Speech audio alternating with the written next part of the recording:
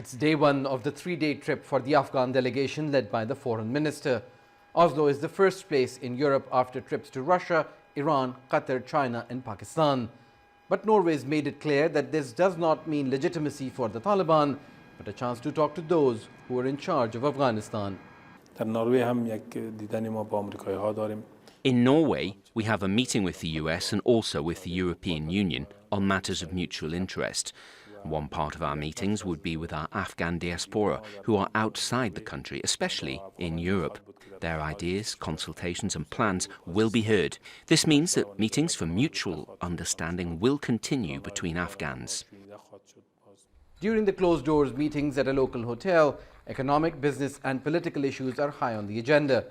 The West is looking to use its leverage of sanctions, frozen Afghan money and humanitarian aid, while the interim government wants money, legitimacy and removal from banned lists.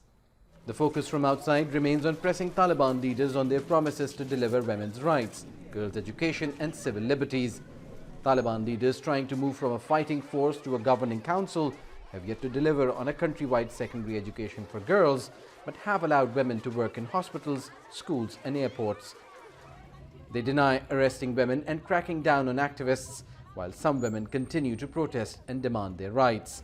Very often, in the absence of that communication, the international community or different stakeholders keep moving the goalpost. So in order to make sure that the Taliban are, the words that they're putting out there are aligning with their actions, and women and disenfranchised groups in general in Afghanistan are protected, that's going to be a huge outcome if that can come out of, or we can start headed in that direction from Norway. The harsh winter is yet another strain for most Afghans who have not been paid for months and struggling with a collapsing economy. And the biggest test for Taliban leaders is to keep the population fed and warm.